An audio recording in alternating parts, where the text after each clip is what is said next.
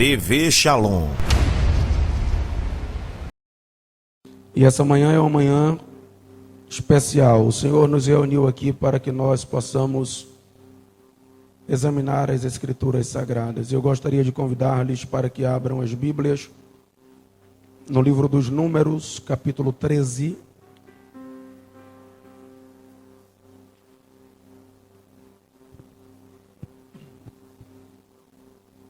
Números, capítulo 13.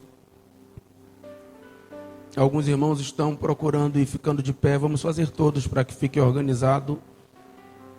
Números, capítulo 13. Foi o texto que o Espírito Santo colocou ao meu coração enquanto eu orava a respeito desta reunião. Números, capítulo 13. Magnifico aos céus pela vida da minha esposa, pela vida desse grupo que com ela exalta o Senhor. Nós oramos a Deus durante uma década para que Deus levantasse um grupo e colocasse ao lado do ministério da minha esposa. E esses meninos têm sido instrumentos de Deus para abençoar o ministério dela e ela abençoar o ministério deles. Quero pedir que vocês orem por eles. São crentes. São jovens comprometidos com o reino de Deus. Números capítulo 13. Nós vamos ler a partir do versículo de número... Vamos ler a partir do versículo de número 17. E Moisés os enviou a examinar a terra de Canaã. E lhes disse: segue pelo caminho do sul e subi a montanha, e vede como é a terra, como é o povo que ali habita, se é forte ou fraco, se são poucos ou se são muitos, e como é a terra em que habitam, se é boa ou se é má, e como são as cidades em que habitam, se em tendas ou em fortalezas, e como é a terra, se é repleta ou estéril, se há matas ou não, e tende bom ânimo, e trazei-mo do fruto da terra. Era aquele tempo o tempo das primícias das uvas. Assim subiram, examinaram a terra desde o deserto de Zim até Reobote, à entrada de Ramate, e subiram pelo sul e foram até Hebrom, onde estava Aimã, Sessai e Talmai, os filhos de Anak. Hebrom foi edificada há 7 anos de Zoan, no Egito. E foram até ao ribeiro de Escol, e ali cortaram um ramo com um cacho de uvas, e trouxeram 2 homens em uma vara, e trouxeram também romãs e figos. Esse lugar foi chamado o ribeiro de Escol, por causa do cacho de uvas que cortaram os filhos de Israel. E voltaram a examinar a terra depois de 40 dias. E vieram até Moisés e a Arão e a toda a congregação dos filhos de Israel em Cádiz, no deserto de Parã, e lhes deram a informação e a toda a congregação, e lhes mostraram os frutos da terra. E contaram-lhe, e disseram: fomos à terra para onde tu nos enviaste, e verdadeiramente mana leite e mel. Este é o fruto. Todavia o povo é forte, as cidades são fortificadas e muito altas. Além disso, vimos ali os filhos de Anak. Os amalequitas habitam na terra do sul, os heteus, os jebuseus e os amorreus habitam nas montanhas, e os cananeus habitam junto ao mar e à margem do Jordão. E Calebe fez calar o povo diante de Moisés e bradou: eia, subamos e possuamos a terra em herança. É certo que venceremos. Mas os homens que haviam subido com ele disseram: não podemos subir contra aquele povo, porque são mais fortes do que nós. E apresentaram diante dos filhos de Israel maus relatos sobre a terra que haviam examinado, e disseram: a terra pela qual passamos para examiná-la é uma terra que devora os seus moradores. E todo o povo que vimos nela são homens de grande estatura. E ali vimos os gigantes, os filhos de Anak, que são descendentes de gigantes, e éramos aos nossos próprios olhos como gafanhotos, e perante os olhos deles. Eu gostaria que você, antes de eu começar a pregar, eu gostaria que você dissesse para a pessoa que está ao seu lado assim: pela vista não, pela visão é necessário. Pode sentar.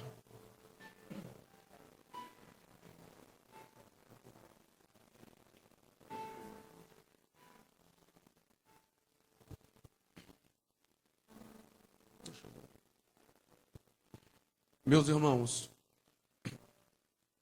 enquanto eu orava ao Senhor para que Deus me entregasse uma palavra para que nós pudéssemos examinar nesta manhã, o Espírito Santo me entregou esse texto e eu gostaria muito de salientar antes de começar a pregar que eu acredito que a escola bíblica dominical é a maior escola de formação de visionários e de conquistadores do reino e para o reino de Deus.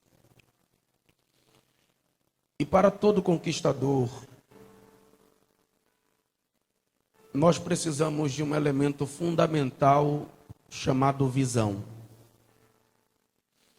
Augusto Cury, que é psicólogo, psiquiatra e psicanalista, disse que a visão lidera o líder. E ele diz que um líder que não tem visão não vive, vegeta, porque a visão alimenta a chama da motivação. Logo, é o mesmo que dizer que aquele que não tem visão é um eterno desmotivado.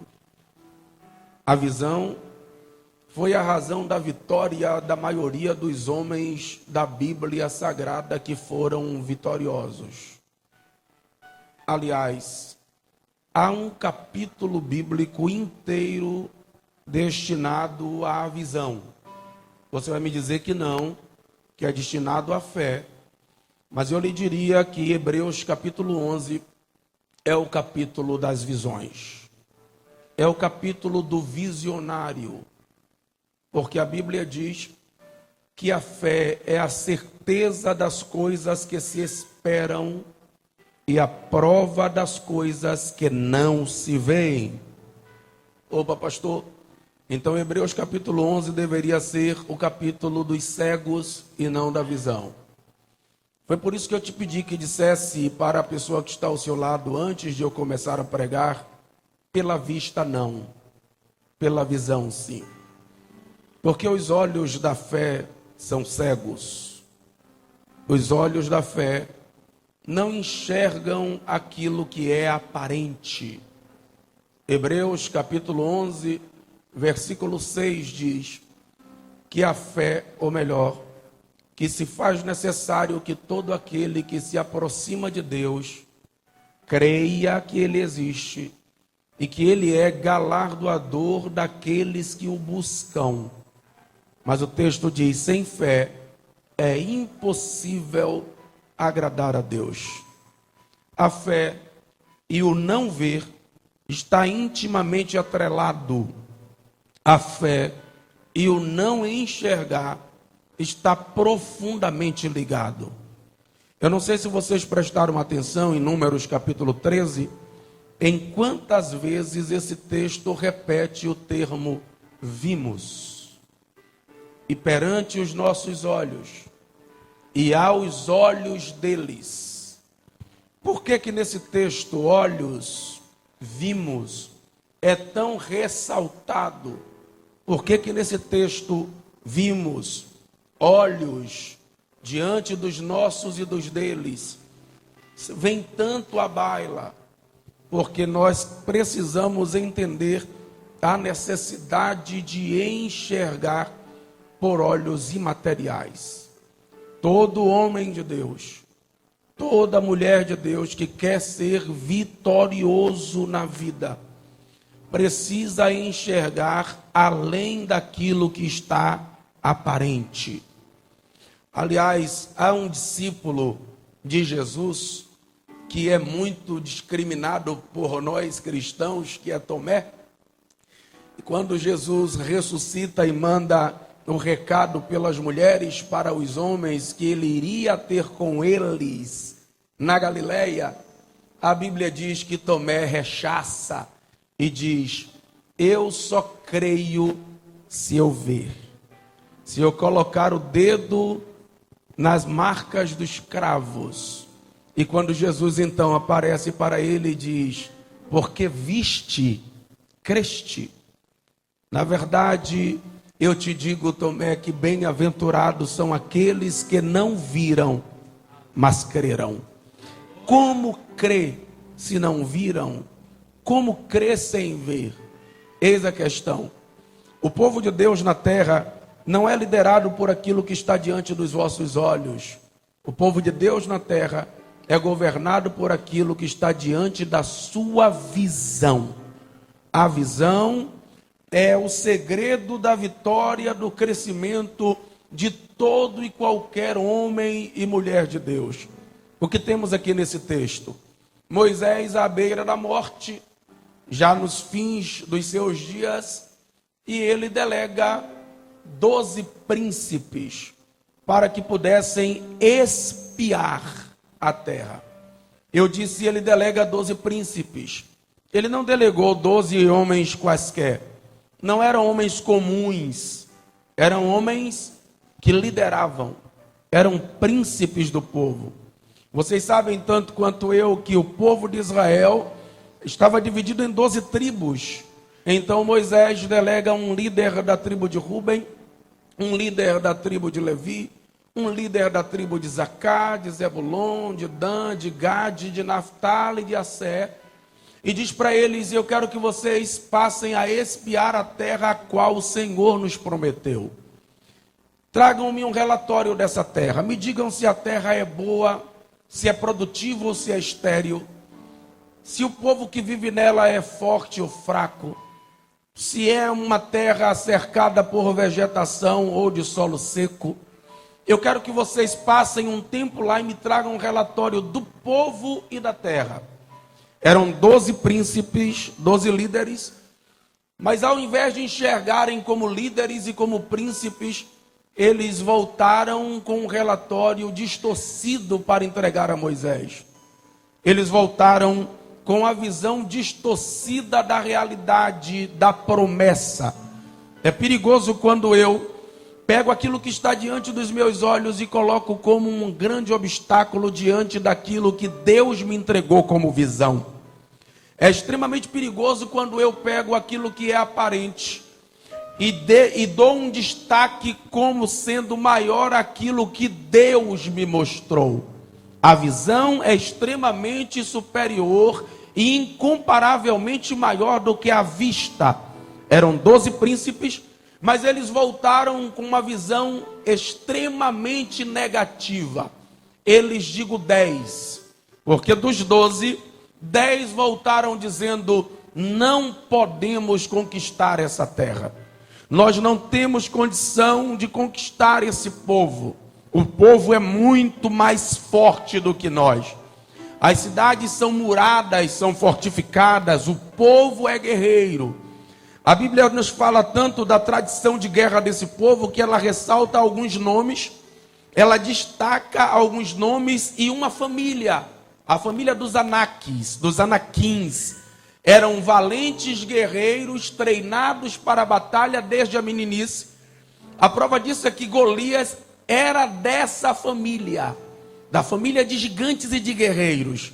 Só que a Bíblia diz que dos 10, 2 voltaram enxergando pelos olhos imateriais. 2 voltaram enxergando pelos olhos espirituais. 2 voltaram enxergando pela visão e não pela vista.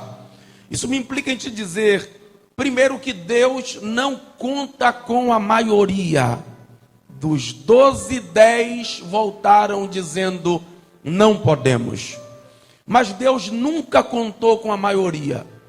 É problema para nós achar que o grande número exprime em grandes resultados. Aliás, nós costumamos dizer que multidão ou quantidade não é igual a qualidade. E isso é uma verdade explícita. Nem sempre com a maioria está a visão. Às vezes, com a maioria está a vista.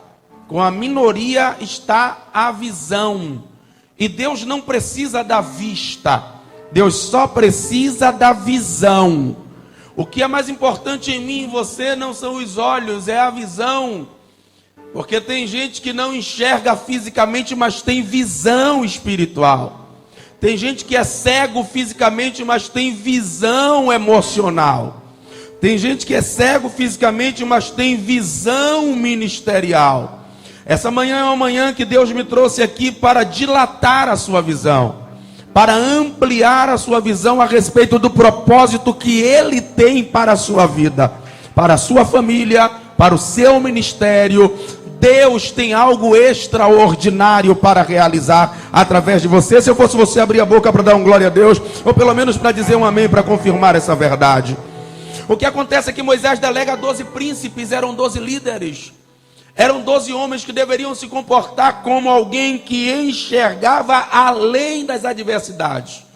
E eu quero lhe dizer que quanto maior for a adversidade, maior será o milagre que Deus vai realizar. Quanto maior for o obstáculo, maior será o milagre que Deus vai realizar. Quanto maior for a crise, maior será a porta que Deus vai abrir. Quanto mais difícil for, mais poderosa será a manifestação da mão de Deus sobre a sua vida. Você crê nessa palavra e pode exaltar ao nome do Senhor.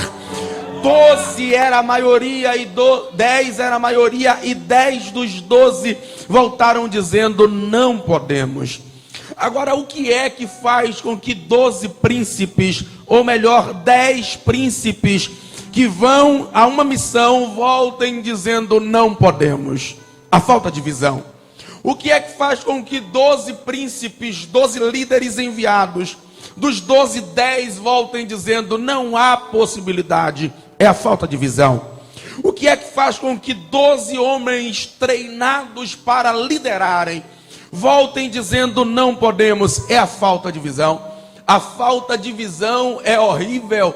Alguém disse que quem não tem visão, quando está no fundo do túnel, ao enxergar a luz, ao invés de dizer é a saída, exclama, é o trem, a gente vai morrer esmagado. É perigoso quando eu não tenho visão. A visão é um dos órgãos mais importantes enfocados em toda a Bíblia. Quando a gente lê o livro de Jó, o patriarca provado por mais ou menos um terço da sua história, da sua vida. Quando a gente lê o livro de Jó, a gente acha que Jó foi provado de um dia para o outro, ou de uma noite para o outro, que um dia estourou furúnculos, e que no outro dia Deus veio e mudou o cativeiro dele. Foi cerca de um terço da sua vida, chagado da cabeça à planta dos pés. E quando no capítulo 42, Deus responde os questionamentos de Jó, a Bíblia diz que Jó exclama, com o ouvido dos meus ouvidos, eu ouvia falar de ti, mas agora os meus olhos te veem. No outro texto ele diz, eu sei que o meu Redentor vive, e que por fim ele se levantará sobre a terra, e ainda que a minha pele esteja consumida, em minha carne eu verei a Deus. As experiências amargas nos trazem a oportunidade de enxergarmos as grandezas de Deus. Essa manhã você veio aqui se arrastando, você veio aqui com muita dificuldade, além do sono, você veio aqui com alguns questionamentos na sua memória, com algumas interrogações latejando na sua psique, mas Deus te trouxe para te dizer: eu te trouxe aqui para ampliar a sua visão. Tem colírio santo para descer sobre os seus olhos, porque através do que você enxerga, resumirá a vitória que Deus quer te entregar. Quantos entendem a palavra de Deus e podem glorificar o nome do Senhor? 10 voltaram dizendo: não podemos, porque estavam atrelados à vista. Mas 2 dos 10, a minoria, tinham visão espiritual. Josué e Calebe, ao ouvir o relatório negativo do povo, interrompem essa história de fracasso, de insucesso, e dá um brado de guerra. Em algumas traduções está escrito eia. Eia era uma convocação para a batalha. Preste atenção, se você quiser ser um conquistador, você precisa entender que Deus te envolverá numa guerra. Eu vou dizer isso de novo. Se você quiser ser um conquistador, você precisará entender que Deus irá te envolver numa guerra. Não existe possibilidade de Deus entregar grandes territórios a pessoas medíocres. Não existe possibilidade de Deus entregar grandes tesouros a pessoas que não têm visão. Primeiro Deus te revela o plano. Primeiro Deus te entrega as armas. E depois o Senhor te capacita para assumir o propósito. Mas antes de assumir o propósito, Ele vai treinar a sua visão. Vocês sabem por que Davi venceu Golias? Porque Davi enxergou Golias como quando enxergou o urso e o leão. Quem nunca havia sido treinado pelo leão, quem nunca havia sido treinado pelo urso, ao ver Golias tremeu. Mas quando Davi viu Golias, disse: vai ser mole, porque quem derrubou o urso e venceu o leão não tem medo de homem que grita. Quem já derrotou quem ruge não tem medo de quem grita. Quem já destruiu quem ruge não tem medo de quem brada. Davi estava treinado no campo das adversidades. Entenda, Deus está te treinando nesta crise que você está atravessando agora. Não, eu vou te dizer isso em outras palavras: esta crise não veio para te matar. Esta crise está instaurada para treinar você para o que Deus quer entregar a você, ao teu ministério, ao teu futuro. Ei! 2 dos 12 disseram eia, eia. Como quem diz: os covardes calem-se, eu estou cheio de vigor para a guerra, eu estou treinado para a batalha. E na batalha do reino a maioria não exprime resultado. Com 2 o milagre acontece, porque a Bíblia diz: quando estiverem 2 ou 3 reunidos no nome do Senhor, Ele está presente no meio, e Ele está aqui nesta manhã. Pastor, eu sou minoria na minha casa, Deus está lá. Pastor, só somos eu e a minha esposa, Deus está convosco. Pastor, só sou eu e o meu marido, Deus está convosco. Pastor, na minha casa só eu e o meu filho, Deus está convosco. Deus não precisa da maioria. Onde estiverem 2 ou 3 reunidos no nome do Senhor, Ele está presente no meio.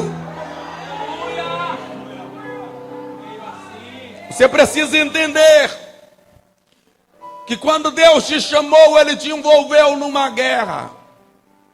Eu não sei quanto a você, mas quando eu me converti a Jesus, eu tinha de 13 para 14 anos e eu ficava idealizando um mundo maravilhoso.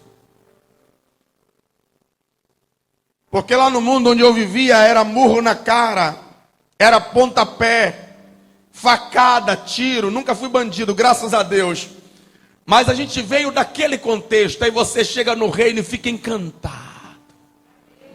Oh. E o pai diz: daqui a pouco eu te coloco na moenda.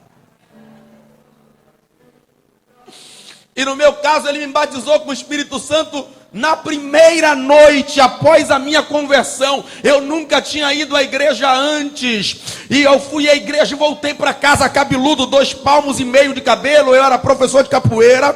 E eu cheguei em casa alucinado pela fé. Eu disse: que coisa doida, que sensação maravilhosa. E fui deitar. E quando eu deitei, o Espírito Santo começou a aquecer o meu pé. E eu tomei um susto. Eu disse: que diabo é isso? E fiquei assustado na cama. E levantei, sentei na cama. E subiu nas minhas panturrilhas, nas minhas coxas. E subiu no meu peito, envolveu a minha cabeça. E eu tremi a noite toda. E falei em outras línguas. E eu liguei para minha avó no outro dia desesperado. E disse: vovó, ontem aconteceu um problema sério. E contei para ela. E do outro lado do telefone, a minha velhinha começou a rir. E eu disse: foi isso que aconteceu ontem, vó. Ela disse: Jesus te batizou com o Espírito Santo.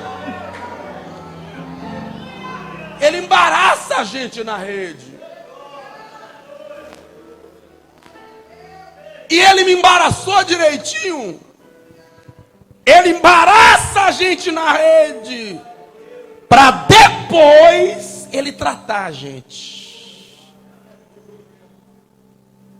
Porque se te trata sem te treinar, você volta da batalha. Mas se você já foi treinado, você diz: é mamão com açúcar.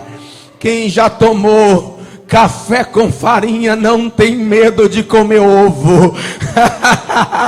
Oh glória! Quem já foi treinado por ursos e leões não tem medo de brado de gigante. O que eu estou lhe dizendo é que esta guerra aparente aos teus olhos não surgiu para matar você, surgiu para te dar a capacidade de conquistar topos mais elevados. Quem está entendendo, diga amém.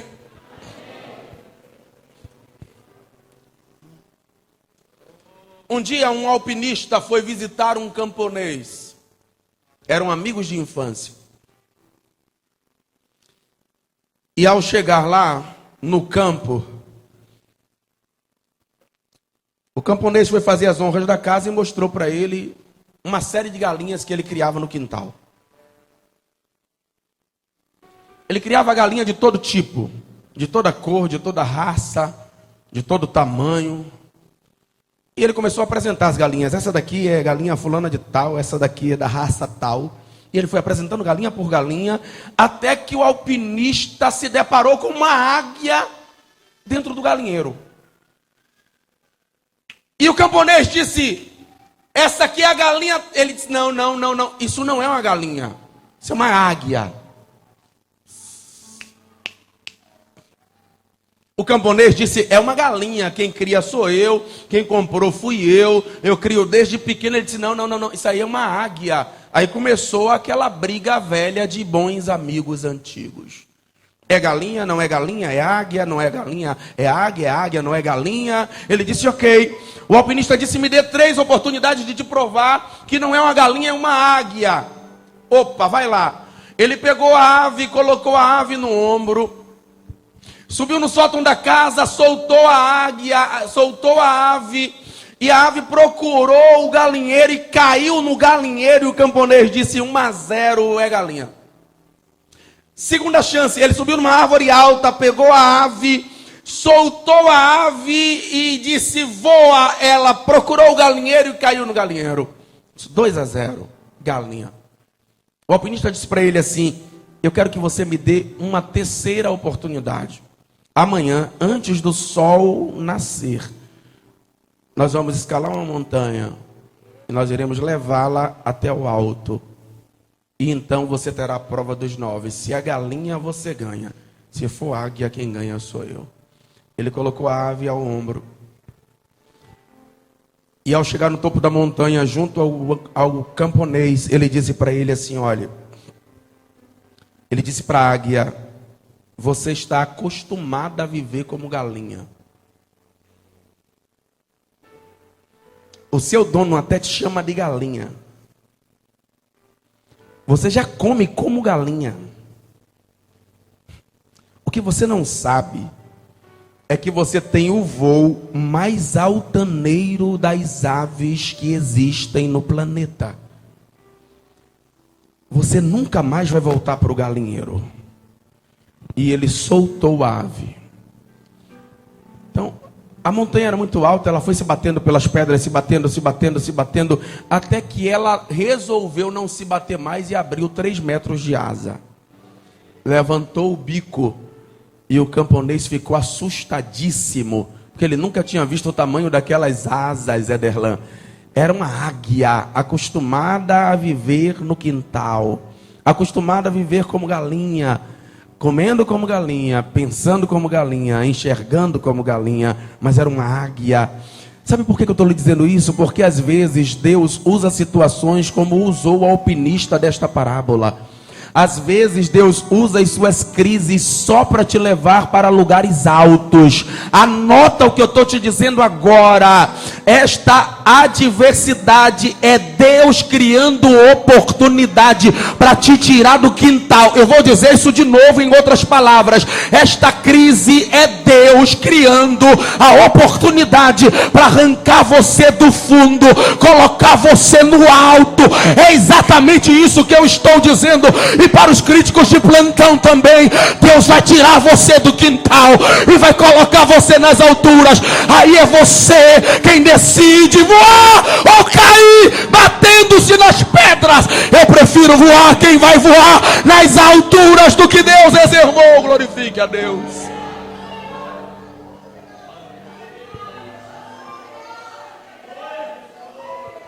Josué e Caleb eram águias.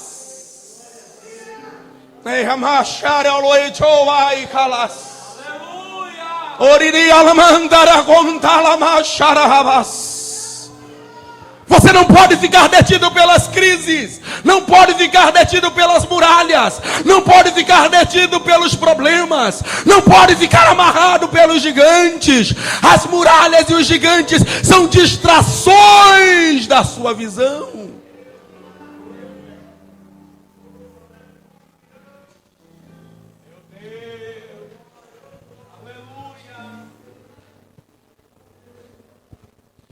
Josué disse: subamos e conquistemos a terra.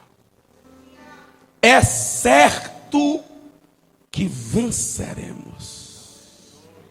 Só quem tem visão pode decretar vitória antecipada. Principalmente quando faz parte do povo de Deus. Escute o que eu vou lhe dizer. Não existe guerreiro que derrote o povo que Deus escolheu para ser vencedor. Não existe inimigo grande, valente para destruir o povo que Deus escolheu vencedor. Hitler se levantou e queimou, destruiu, matou 6 milhões de judeus. Mas Hitler se foi, acabou-se o regime e os judeus continuam. Não existe possibilidade do diabo vencer a tua casa, porque em nome do Senhor nós venceremos muralhas e destruiremos exércitos. Maior é o Deus que está conosco.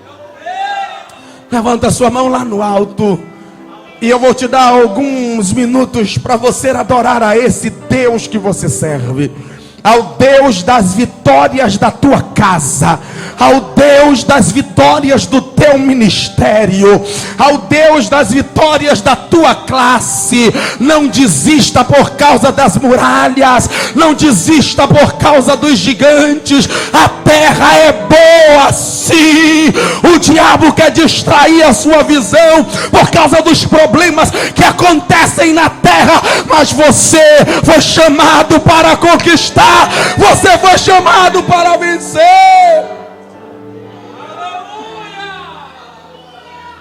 Ei.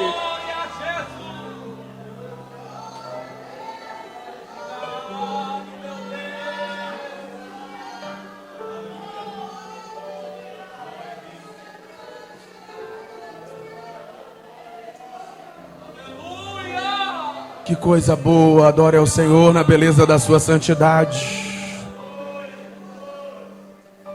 Adore a Deus, é o Deus que você serve. Você precisa treinar a sua visão. A Bíblia diz que nós não devemos lançar pérolas a porcos.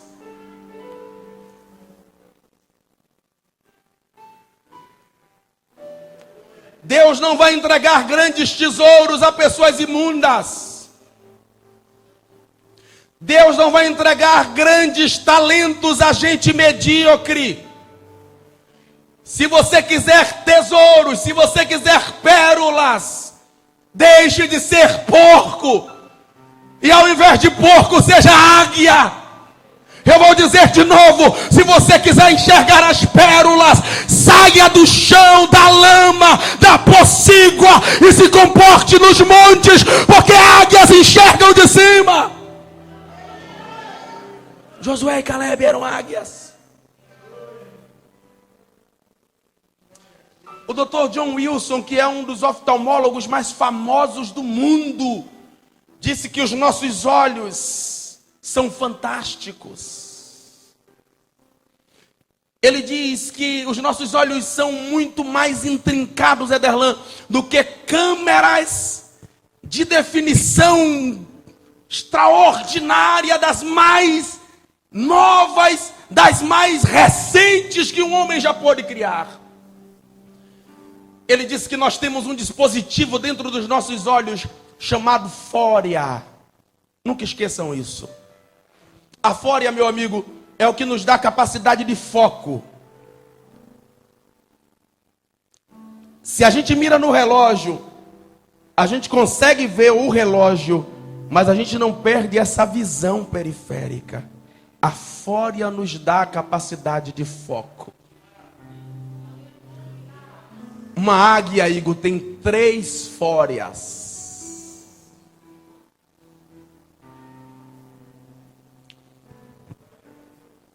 Ela tem foco na frente, tem foco para baixo e tem foco para cima. Eu estou falando para águias que estão aqui. As aves têm foco lá na frente. Crente não pode ser medíocre. Crente não pode ficar enxergando a um palmo no seu nariz. E eu vou dizer uma coisa para vocês, me dá uma revolta santa, porque o que tem de crente acomodado, o que tem de crente fica sentado de perna cruzada, orando 24 horas. É pecado orar, pastor? Não, ore mais. Ore 72 se puder. Mas só orando não vai resolver. Você precisa entender uma coisa. Há uma junção entre oração e ação. Enquanto você ora e age, a mão de Deus se movimenta, o milagre acontece, a porta se abre.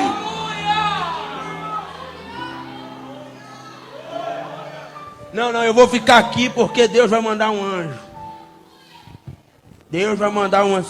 Você vai ver, Deus vai mandar Miguel. O outro Miguel não, vai mandar Gabriel. Fica sentado esperando Miguel e Gabriel. Aliás, eu costumo dizer lá na igreja que o Miguel e o Gabriel que Deus quer usar hoje é você. Se eu fosse você, eu dava um glória, porque não é heresia, não. Eu vou dizer de novo: o Miguel e o Gabriel que Deus quer usar hoje é você. Eu vou dizer de novo em outras palavras. A Bíblia diz que nós somos anjos do Senhor, sim ou não? No Novo Testamento os anjos são ministros. E eu vou lhe dizer uma coisa: não fique esperando Deus mandar anjo de asa. É você quem Deus espera que se levante agora para tomar as atitudes para que Deus faça o milagre acontecer. Tem que ter ação. As águias têm 3 fórias. Tem foco na frente. Estudiosos dizem que ela consegue enxergar um coelho a 3.000 pés de altura, do tamanho de um homem. Ao mesmo tempo que ela voa para frente, ela enxerga a presa lá embaixo, com muita clareza. Ao mesmo tempo que ela consegue observar as nuvens obscurecidas das tempestades que se formam, e em formando-se tempestades, elas conseguem sobrevoar as nuvens carregadas. Isaías disse que nós deveríamos subir com asas como águias.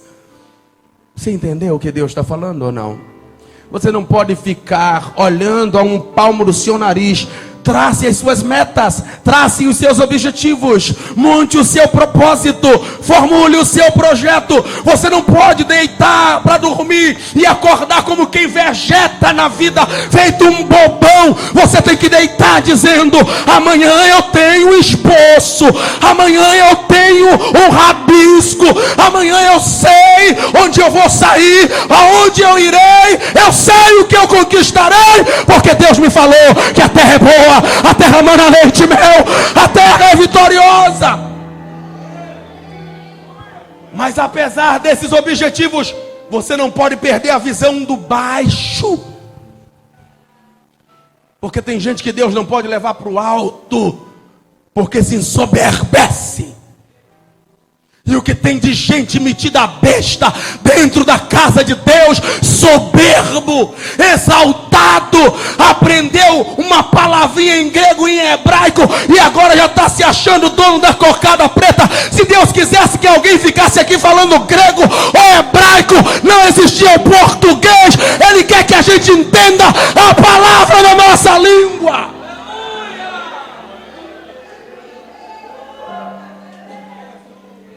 Não, mas ele toca muito. E toca tanto que não consegue reconhecer que o outro também toca. Soberbo. Não é águia.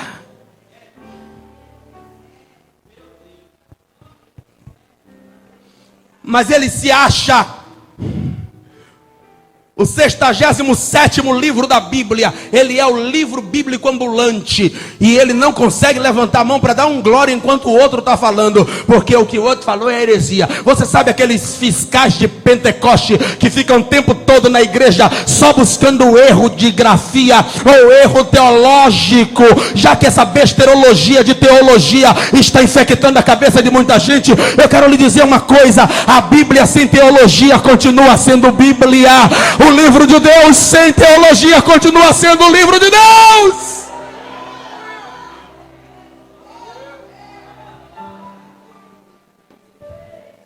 Tem que ser águia.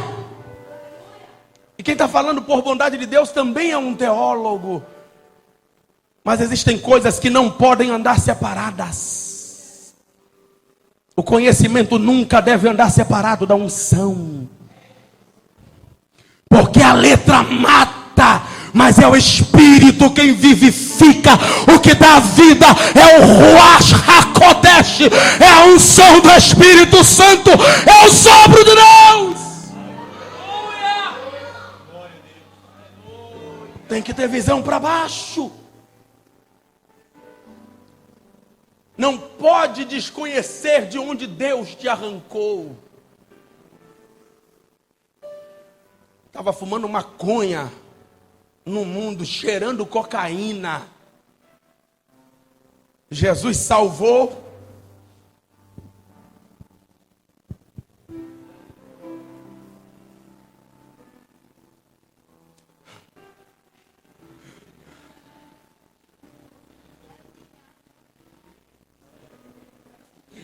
Por favor.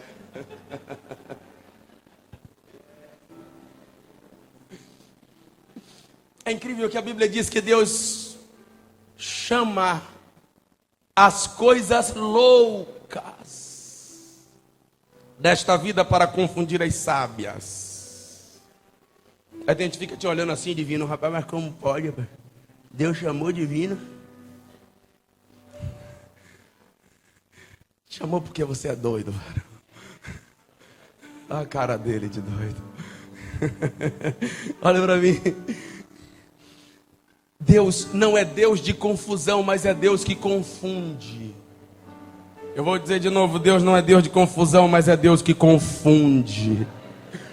Deus não é Deus de confusão, mas é Deus que confunde.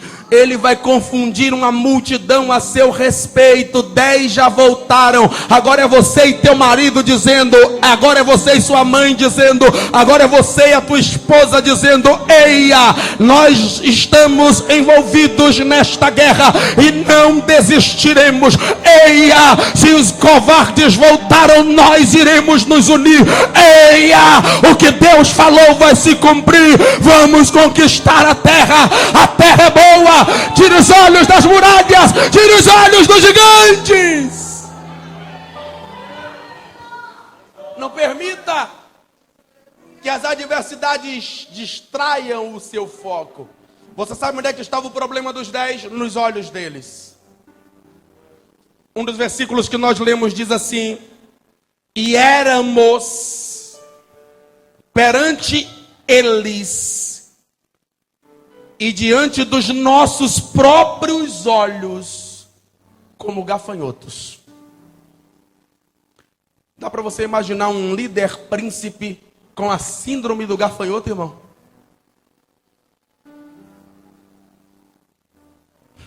Eu sou um gafanhoto. O que tem de gente que Deus chamou dizendo: eu sou o gafanhoto. Se vê esmagado debaixo das botas dos seus adversários. Se vê impotentes diante das adversidades, obstáculos e crises. Deus te chamou exatamente do jeito que você é, para te entregar algo exclusivamente seu. Deus te chamou para te dar grandes conquistas. Eu estou falando para gente que tem a mentalidade além das 4 paredes desta congregação. Eu estou falando para gente que está pensando aqui no projeto da universidade. Eu estou falando para juízes que estão aqui. Se eu fosse você, abrir a boca para dizer glória a Deus. Eu estou falando para gente grande que está aqui, para grandes advogados, promotores de justiça. Eu estou falando para grandes músicos. Eu não estou falando para gente limitada, de mente pequena, com finalidade além do seu nariz. Eu estou falando de gente que tem objetivo grande. Eu estou falando de chamada transcultural. Eu estou falando de missão internacional. Eu estou falando de grandes obras para Deus. Eu estou falando de coisas extraordinárias. Porque na igreja é mais ou menos assim. Ela não prega ou não canta, não é vaso. E deixa eu lhe dizer uma coisa: para cada casa tem um vaso específico. E Deus sabe onde coloca os seus vasos. Estamos precisando de vasos no judiciário. Estamos precisando de vasos no legislativo, porque a política desse país também precisa de homens e mulheres de Deus. Eu estou falando de coisas grandes, mas pastor, eu sou de cidade nova, eu sou de uma família pobre, eu não tenho tradição, mas quem te chamou foi Deus. E se Deus te fez a promessa, se prepare, porque coisas grandes vão acontecer.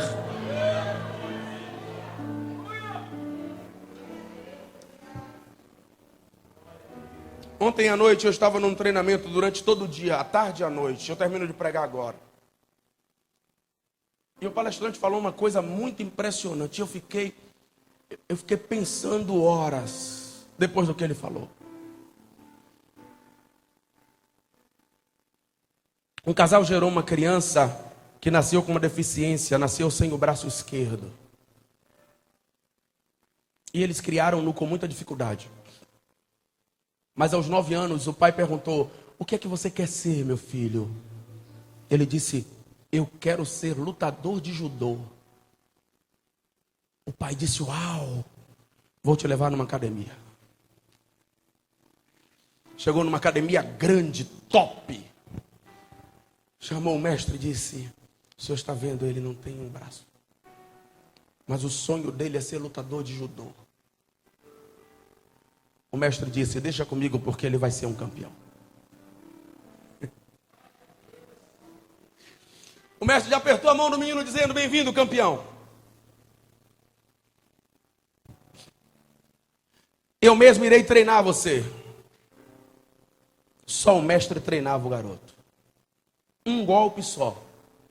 O mês inteiro. 6 meses. O mesmo golpe. criança já estava perturbada. Papai, eu acho que o mestre está com má vontade. Ele só me ensinou um golpe.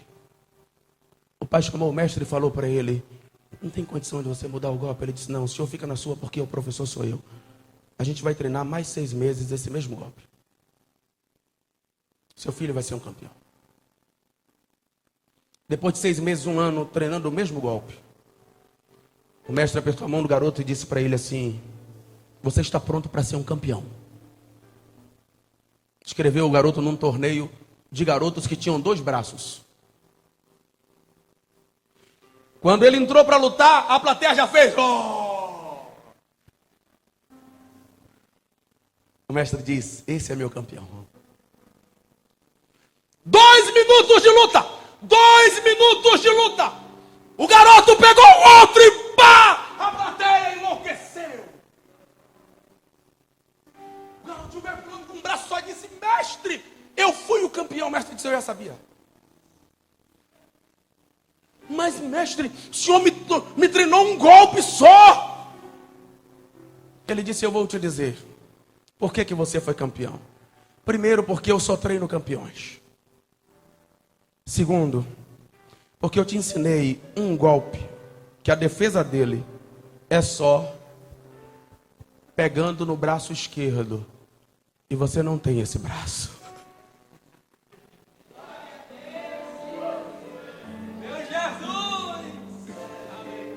O teu mestre te conhece. Ele está te treinando para ser campeão. Mas pastor, eu sou deficiente. Na sua deficiência, pega isso. Se eu fosse você, eu dava um salto, eu abria a boca, levantava as mãos, porque ninguém é perfeito aqui. Na sua deficiência, Deus está te treinando. Na sua deficiência, Deus está te aprimorando. Na sua deficiência, Deus está te tratando. Você é um campeão. Se prepare para conquistas.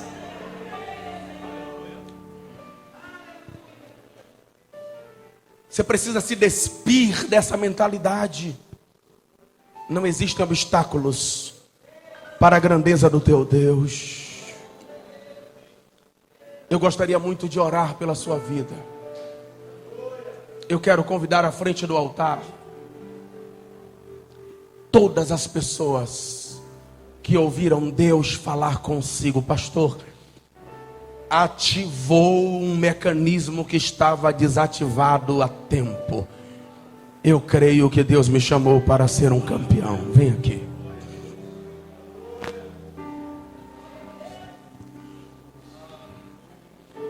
Eu quero orar por obreiros, professores e líderes de departamento. Venham aqui, por favor.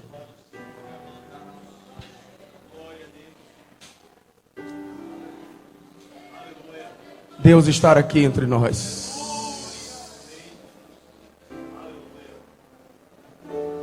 Eu quero orar por todos os jovens, moças e rapazes que têm uma chamada de Deus. Pastor, eu sinto. Deus me chamou. Pode chegar um pouco mais perto, que o pastor é feio, mas não morde não. Pode vir.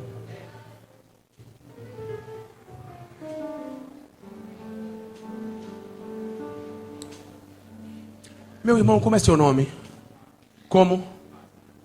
Fábio. Rapaz, o que Deus tem contigo é tão grande, cara. O que Deus tem contigo é algo tão lindo, tão extraordinário, que você vai precisar de alguém para notar o que Deus fala contigo hoje. Cadê a sua esposa? A senhora é esposa dele? Escuta o que eu vou dizer. O que Deus tem contigo é algo muito grande. Eu vejo Deus te levando para além das fronteiras. Eu vejo Deus te levando para outras nações. Eu perguntei para Deus com o quê? E eu não vi. Não foi com o que eu estou fazendo aqui. Eu não vi, não foi pregando. Eu não sei porquê. Mas Deus me mandou te dizer que Ele te entregou uma habilidade muito especial. a habilidade da comunicação. Eu não sei em que área, mas Deus vai te usar falando. Eu vejo você falando a muita gente, mas não é com esse clima de impetuosidade que eu falo aqui. É com algo extraordinário. Eu não sei, parecia Libras, você gesticulava muito e eu não entendi. Eu te confesso, eu não entendi, porque você gesticulava muito. Mas Deus me mandou te dizer: eu vou soprar você deste lugar. Eu vou te apresentar para o mundo. Procura de Deus, porque é algo grande, muito grande.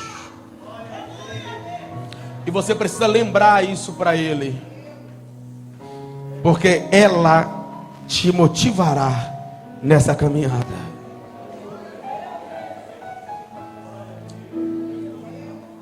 Cadê os conquistadores de Deus? Cadê? Se você tem medo, volte para o fim da fila. Se você não ousa, Deus não te chama para essa obra. Se você não ousa, você está fora desse exército. Você precisa enxergar além dos olhos. Veja por detrás das muralhas. Não tenha medo dos gigantes. Eu gostaria de orar com você. Você pode colocar a mão aqui em cima do peito?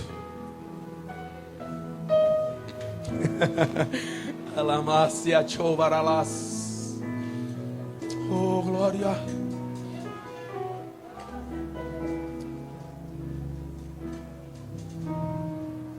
Os caras estavam reclamando porque tinham visto a terra, mas tinha gigantes. E Moisés que nem viu.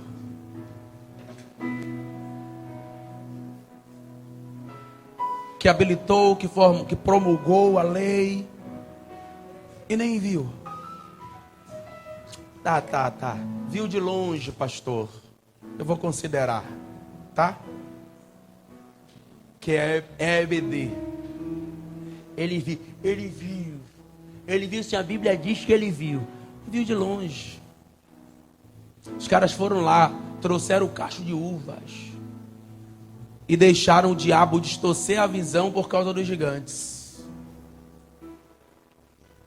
Preste atenção. Se Deus falou, descansar. Porque Ele não é homem para que minta, e nem filho de homem para que se arrependa. Coloca a mão no peito e ora. Pai, eu abençoo o teu povo. Eles ouviram a tua palavra. Eu não sou animador de plateia. Eu sou emissário da tua vontade. E eu vim aqui para quebrar esse casulo que aprisiona essa lagarta, para que ela crie asas e voe. Eu vim aqui, Senhor, para quebrar a porta desse galinheiro, para tirar essa águia daí de dentro e levar para as alturas da soberania da tua chamada. Eu vim aqui falar a jovens, moças e rapazes que estão na periferia, que têm dificuldades N's, que não tem história, não tem tradição familiar, mas que foram chamados pelo Senhor. Eu estou aqui profetizando a homens que o Senhor, ó Deus, entregou grandes propósitos e planos, e que não irão se limitar a 4 paredes. O Senhor está chamando homens, o Senhor está chamando mulheres para o teu grande projeto. E eu profetizo hoje que haverá um avivamento extraordinário na alma deste homem, na alma desta mulher. Um fogo que queima, que arderá no peito e que o levará a realizar os teus propósitos. Eu oro para a cura de depressivos agora. Saia desse quarto escuro agora. Saia dessas cadeias existenciais agora. Eu quebro essas correntes agora. Você não nasceu para estar preso. E na mão e quem sai. Eu repreendo agora essa em nome de Jesus. Essas medicações, seja livre, seja livre, seja livre, em nome de Jesus e para a glória de Jesus.